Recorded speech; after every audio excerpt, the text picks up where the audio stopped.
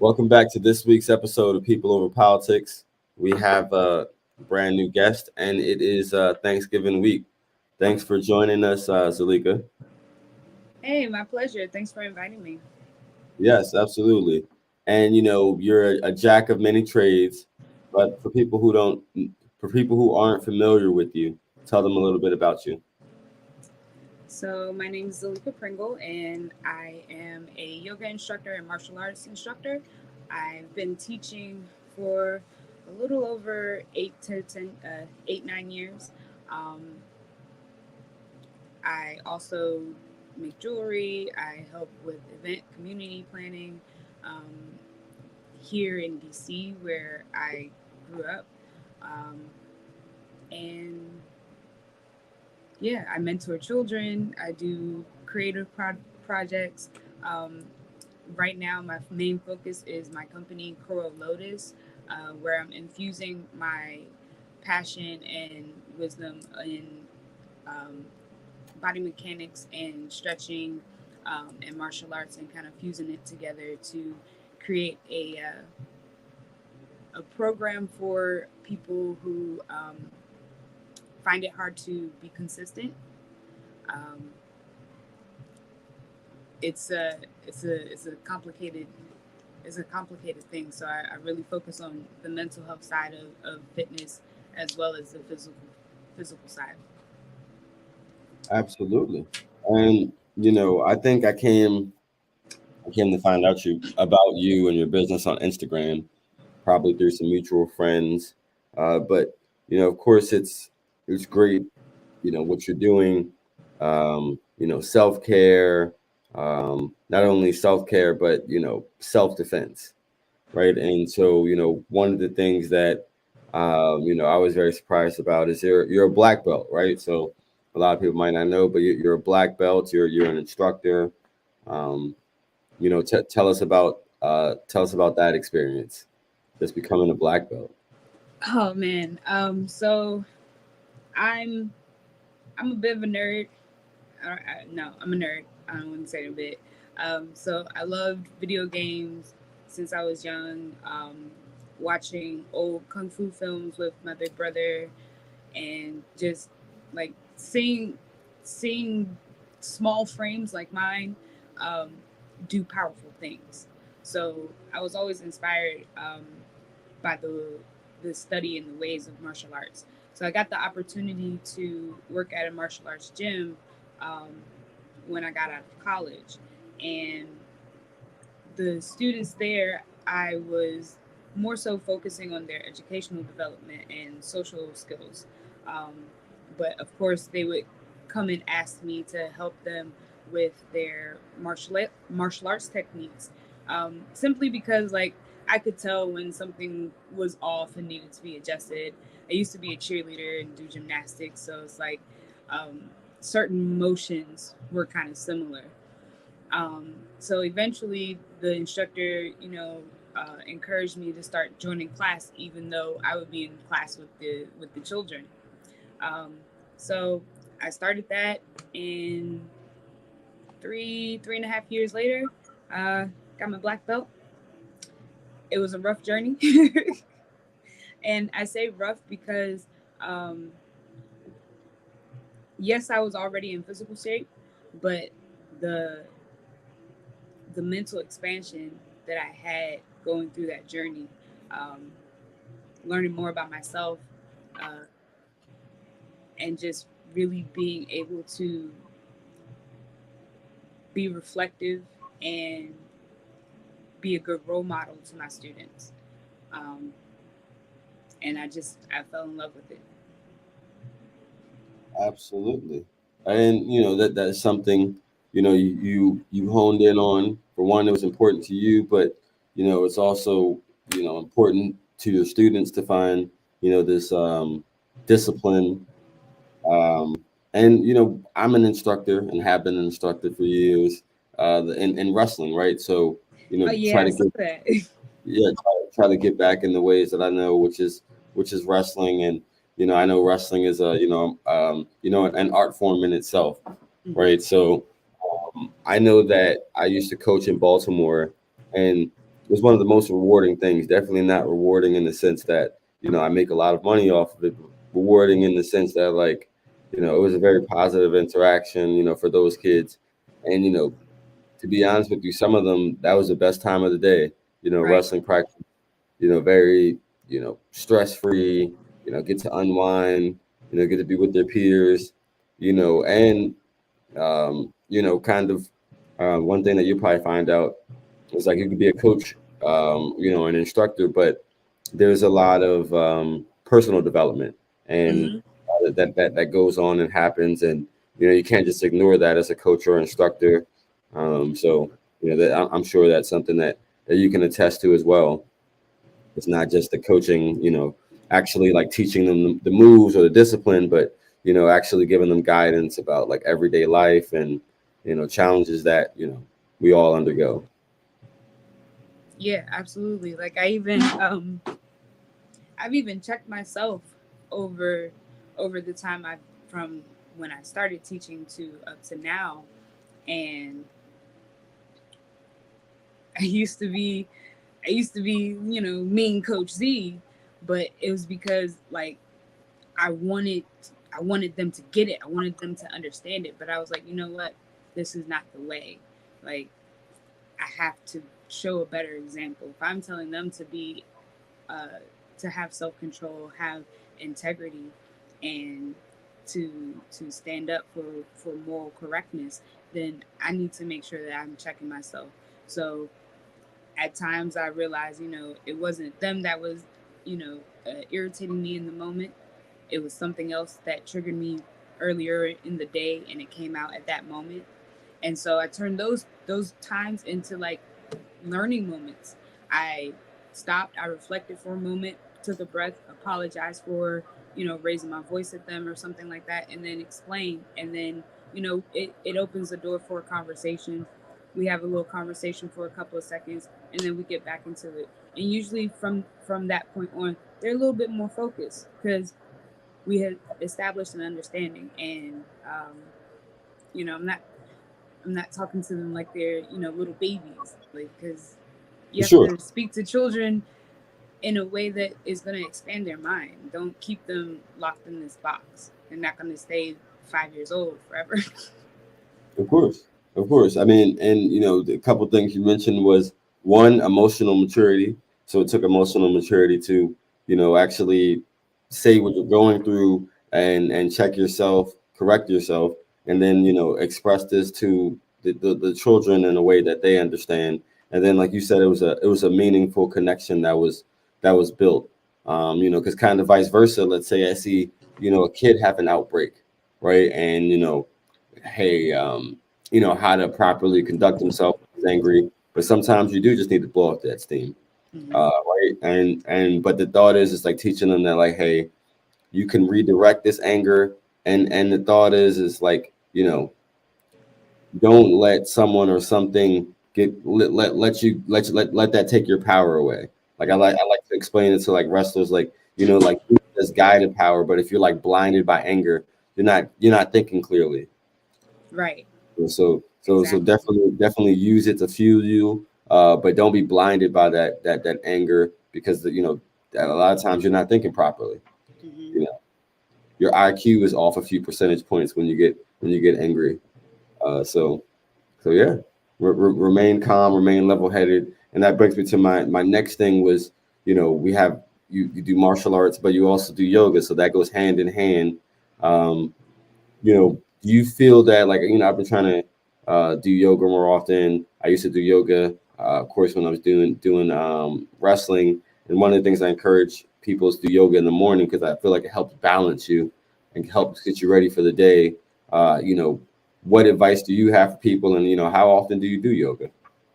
Um, so personally, I do yoga every day, um, for several reasons, or not several, just a few. One, because it forces me to have me time, um, and two, because my body actually needs it from injuries. So if I don't get up and stretch in the morning, I'm having a terrible day. So I'll just focus on those two necessities. That me time in the morning, so important. We as a society have gotten used to going on to our phones first thing as we wake up because it's our alarm. So we check our alarm and then, oops, we open it. We're checking a notification. We're checking an email. We're checking a message, a DM, or something like that. Then we end up scrolling, and you bring your attention into something else. You send it outward before you send it inward, and then you already starting your day drained. So, or maybe not. Maybe you don't get up and you use your phone first, but you're doing something else instead of turning that time into you checking yourself, um, and just taking, like you said, a moment to have some clarity and get a good start to your day. It doesn't even have to be like a long period of time. A lot of people, when they approach me about yoga, they're like, "Oh yeah, I want to get in shape first," or "Oh yeah, I want to get back into my own daily practice first before I come out to a yoga class because I don't want to come out here looking like a fool." Um, we all look like fools when we first start out doing something, but the reality of the situation is, don't wait. Start now. Don't wait because that, oh, I'm gonna do it when I get there. It never comes, or it takes a long time to get there, and then you're at a point where it is quite painful to get back into certain movements. Um, and it's all very preventable. So I spend anywhere between 10 minutes to an hour, um, when I get up, to stretch, move around. Um, my my thing with KurozLotuz is five minutes of daily movement. If you can commit to 5 minutes of daily movement, you can start increasing those increments and get it to a time space of of your preference. Um, some people want to take an hour or 2 hours. Some people only need 5 minutes. So if that's all you need, get moving. Get your day started. Yes, yes. I mean, agreed. For anybody who feels discouraged doing yoga, I will say that I was a college athlete doing yoga, and there is something for everybody with yoga, right? Like it's about. I feel like yoga was really about challenging yourself and pushing yourself to the limits and finding your limits. So if you're a beginner stretcher or you're an intermediate, I think that or a super advanced stretcher, I think that you can find comfort in yoga. Of course, as you said, starting off, it is going to be difficult. Even as me as a college athlete, I'm in there, and I was struggling in some positions, and there's non-athletes and just but they've done yoga for years and they be bending and twisting, and I'm like, wow, so don't feel discouraged. That there's something for everybody, and I think that one of the things that you brought to light that was really more important was kind of what you do in the morning, what your morning routine looks like. That's one of the things that, I've come to find important, and, I'm still, finding out what that looks like, because, when you have that morning routine, it helps you find, balance and, really set your day off straight. And like you said, a lot of people, they turn to their phone, or uh, another electrical outlet. A lot of times they generally don't take time to, meditate, think about themselves, work out, all of these things that should come before, you know, the outside influences, right? Right, because you can't pour out if you're empty yourself, right? So you Yes. got you got to replenish, you got to refill, you got to refresh. It's not selfish. It's not time consuming. It's not hard to do. I mean, it's. I'm not gonna lie. It is a little hard to like get consistent. That's why I have my program. But once you get consistent, your body will start craving it, and it'll get easier, and you'll look forward to it. Um, the client that I'm working with right now, we've been going for about 3 months, and when she started, it was a lot. It was a lot of pushback on certain things. Um, but then we found exercises that really intrigued her and um, would also challenge her and work on the areas that she wanted to work on. And now she really looks forward to our sessions, and it's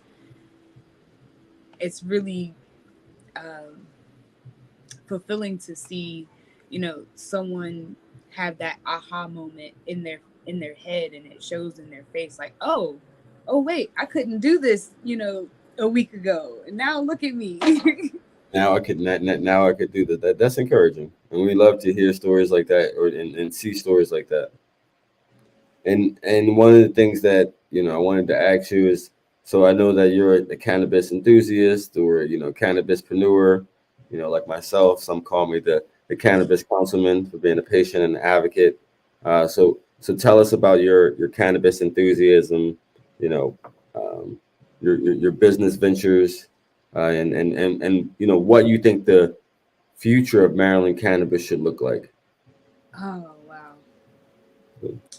So I started um I started in cannabis, ooh, maybe like 2012ish. Like I was social with my cannabis use. Um, I was doing an art and jewelry company with my partner at the time, and we were selling our cannabis art and like paintings, shirts, jewelry pieces, um, and I just loved the community. Um, and I wanted to be able to do more. Um, Fast forward over the pandemic, I met um, Ishka from the Cannabis Babes in Long Beach, California, and she was like, "Oh, I love your yoga stuff, and why don't you come, be my guest one day?" So I got on that and was being her guest, like reoccurring guest for a little while, and then she eventually extended out a hosting position for me. So then I started hosting on the podcast as well. I had my own session on Thursdays. Um, it was the stretch and smoke, and so I would lead with a yoga stretch, talk about um, the different uh, strains that I would find helpful in certain areas of my fitness journey. Like if I'm doing cardio one day, I would suggest, hey, you might not want to smoke. If you're going to do cardio, you might want to, you know, consume in a different manner. And then just share my ways of microdosing, and bring on other guests that were involved in fitness, involved in wellness, and they talked about their usage and um, what what their journeys have meant to them as far as incorporating cannabis into their lifestyle. And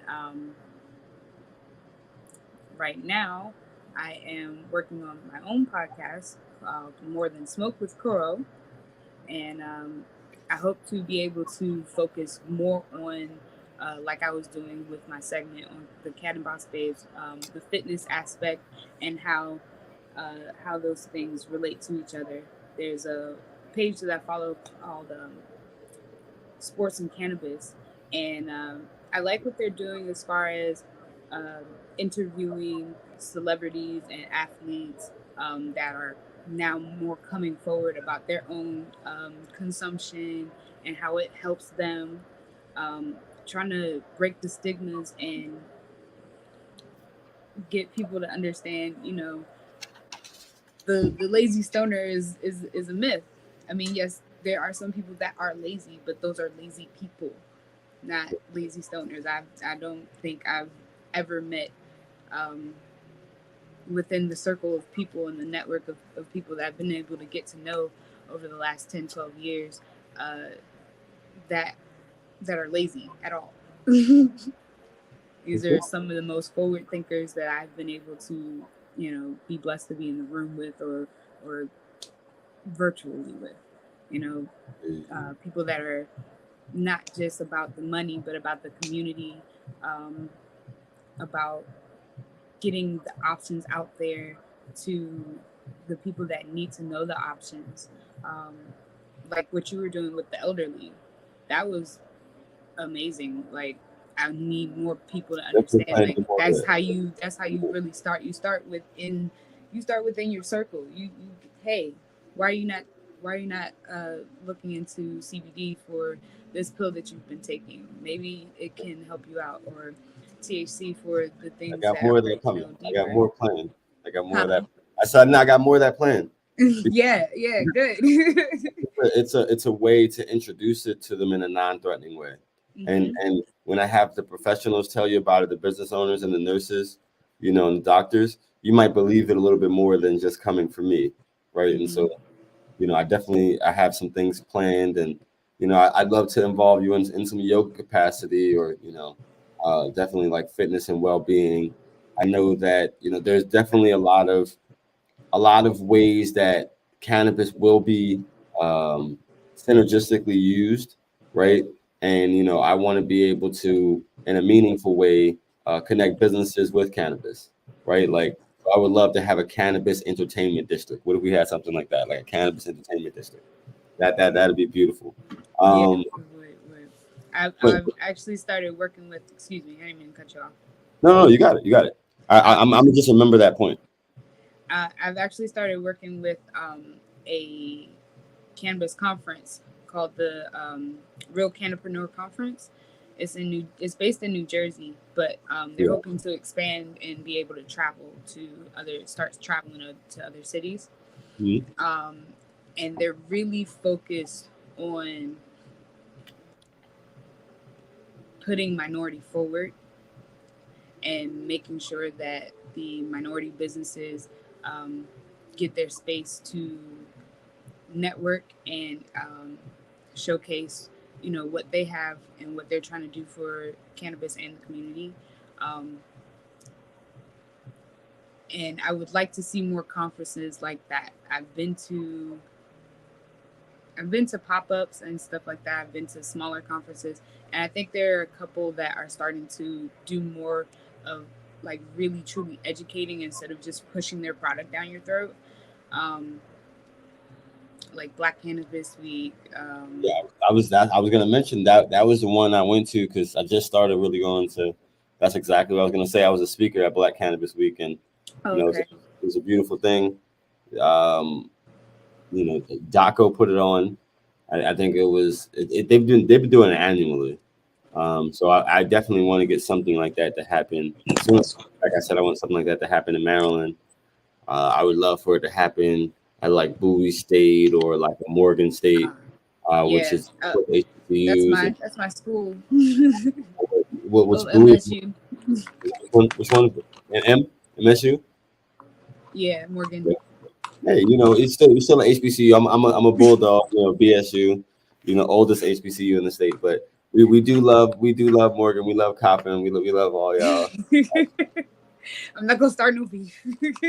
No. But either way, I'd be happy if something was at Morgan. Morgan just got a new wrestling coach, so they got an Olympic wrestling coach, and it's a big effort to bring back historically Black college and university wrestling. There hasn't been D1 wrestling, at HBCU level for some years, so it's great to have that effort brought back. And Morgan's one of the schools that are like kind of leading the effort. So you should be proud of your school. But yeah, I would love to see a Black cannabis conference at Morgan State. So maybe we need to get on the horn and start planning something. We can get people like Eugene Monroe. I recently saw a quote from him on Sports and Cannabis. And if anybody knows, a former Raven, and he was the chairman of Yes on 4 campaign. So he helped lead the effort with, Vote Yes on legalization. And, one of the big things that I talked to him about, and you know, I talk to many people when we talk about the future of Maryland cannabis. I want to make sure that non-violent prisoners are released. I want to make sure that no one, not well, of course, cannabis-related prisoners. I want to make sure that no one is charged for cannabis again, whether it be possession, distribution, conspiracy, any of those things. But I also want to make sure that, you know, the people who are most impacted by the war on drugs, you know, have preference in the industry, and not only have preference in the industry, but you know, have opportunity to succeed. Um, and what that looks like is, of course, the training, the if necessary, you know, the financial assistance if necessary, Mm-hmm. uh, you know, the help, just even filling out the paper, you know what I mean, Mm-hmm. like putting a business plan together. All of those things like are going to be helpful to the people who don't just have financial advisors and don't you know, have $1 billion of equity already baked into the business, but they risk their lives in the legacy market. And that's what a lot of people, you know, should understand, that you know, for people to put these genetics you know, for these genetics, you know, they risk their lives. It was highly illegal, you know, to Mm-hmm. develop these and to sell this, and you know, to really keep the market going. So as we legalize, let's not keep those people out, and you know, definitely not criminalize people any longer. Absolutely. I 100% agree with all of that. Like, Yes, automatic expungements. Automatic expungements. I didn't say that too. Automatic expungements.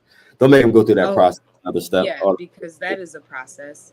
Uh, um, I've, I've, mm, I haven't had to personally have anything expunged myself, but people close to me, um, groups that I've become uh, close and network with, they do expungement week projects, and just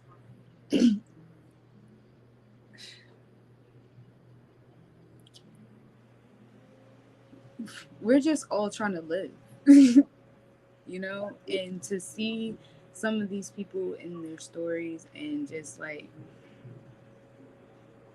why is this following you around like that? You I could agree. you you could be in just such a better space mentally, physically, you know, financially, educationally, wherever, what have you, because you have that drive. But because this mistake or this little you know thing is on your record, it's stopping you from so much. And you know, just it hurts to see people with passion brokenhearted. I agree. I agree. I mean, and that's why I do these expungement clinics. You know, so I have my fourth one coming up, but you know, I've only been elected for a year. The 22nd made a year, and this is my fourth expungement clinic. And I think that you know, we help 21 plus people expunge Mm-hmm. their records. And you know, on the face, that doesn't sound huge, but there's some people that now can get jobs that they weren't able to. There's some Exactly. people, you know, who are, you know, now able to, you know, just hang their head high, right? Like Mm-hmm. all this is like sometimes, you know, your past, a lot of times people believe should define you, but it should not define you, right? Mm-hmm. Because your past should only it should only tell part of your story. And part of your story might be like how you became the great person you are today, Mm-hmm. right? And so like getting that blemish off of your record, and sometimes it wasn't even just criminals. There was people who had traffic charges, and Mm-hmm. now their insurance can go down. You know what I mean? Just things like that. You know, so things like that are helpful. But the thought is like I want to make this continual. I want to make sure that you know anybody in the community, they know that like every couple months there'll be a free expungement clinic. There'll be a know your rights clinic, because you know, as cannabis laws change, people need to know their rights. You know, and so that's one of the things that's Absolutely. important. Letting them know, you know, what you can have, what you can't have, but also knowing like if you encounter a police encounter, what information you should ask for and what information you should be getting. You know what I mean? Because a lot of people don't know that, but it's very basic information. So you know that civic education is important because we want a more educated and involved society. But the thought is, it's just like I try to do on the show, is I try to make complex things digestible and relatable. And so I look forward to having this yoga, this hot yoga session, cannabis yoga session, in the future. Definitely in Laurel for sure. Elevated yoga. Elevated yoga, exactly. That's what they Elevated call it. yoga. Elevated yoga. Everybody calls it hot box yoga. I was trying to go in a little different way because, um, it's not just yoga. Like, I like to have a conversation. I also talk about like different herbs you can blend with your cannabis if you are someone that is used to blending with tobacco. So Understood. I also like talk about like how to explore different ways of consumption, and different ways to relax yourself in those moments. I talk a little bit about aromatherapy or different oils you can massage on yourself before, after, or during your yoga session. Okay, well, I got to definitely come to a session, and before I leave you, I had a couple rapid questions. Of course, I always have a quick little speed round, and so my first question for you is favorite strand and why. I am very partial to purples. They look good. They look good. You should usually taste good. Yeah, like a good perk. Yes, they usually check off all of those boxes, but also they usually check off all the boxes for the things that I need in that moment.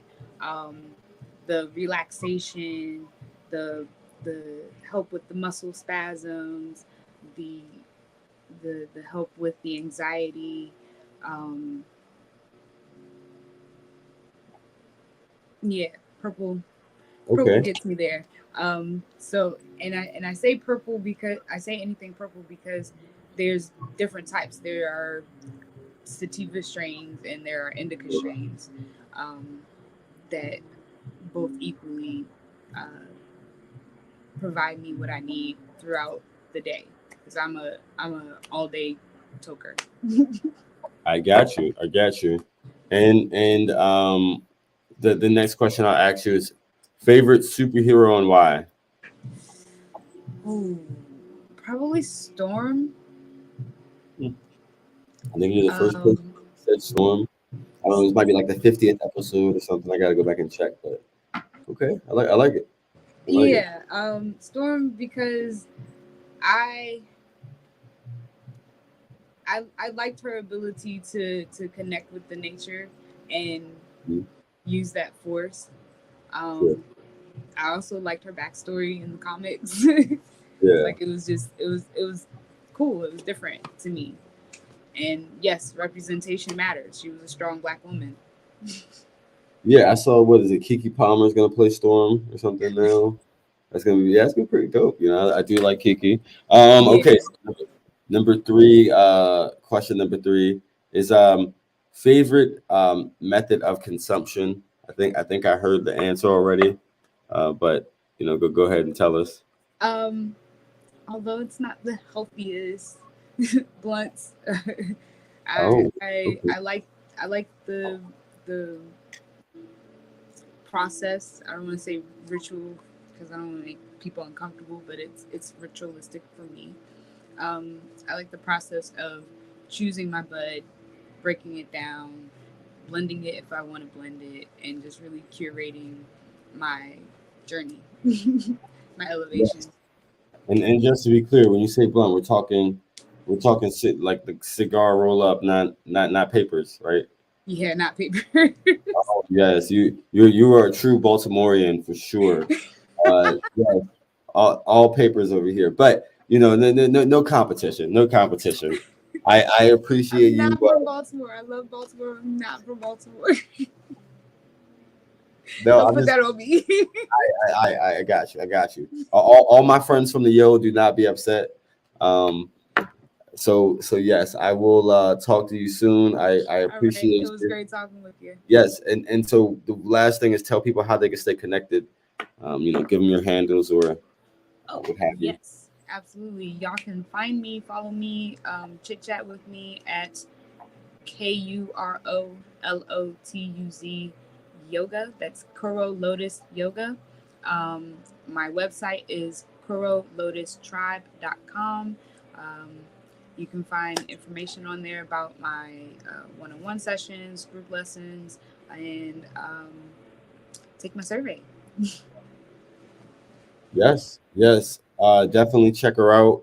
She's doing some great things, and I'm sure you'll see some elevated yoga in the future because I definitely want to bring some of that down here. Okay, Absolutely. well, thanks again. Peace. Have a great one. Yes, y'all. Namaste. We had another great guest, Z. She's awesome, doing some great things for her community. Definitely check her out, and we'll definitely invite her back. But stay tuned. We'll have a brand new guest next week. See you next time on People Over Politics.